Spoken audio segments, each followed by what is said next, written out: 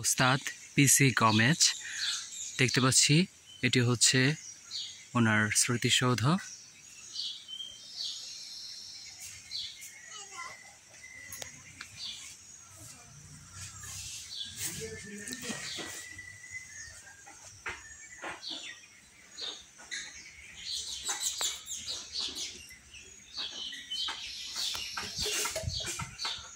বাংলাদেশ উচ্চাঙ্গ সঙ্গীতের এক উজ্জ্বল নক্ষত্র ওস্তাদ পিসি গমেজ।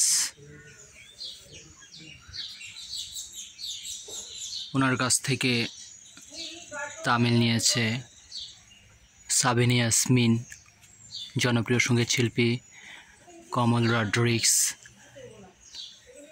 এমন অনেক আরও শিল্পী রয়েছে। এমনকি আমরা জানতে পেরেছি নায়ক রাজ্জাক একসময় ওনার কাছ থেকে সঙ্গীত শিখেছিল।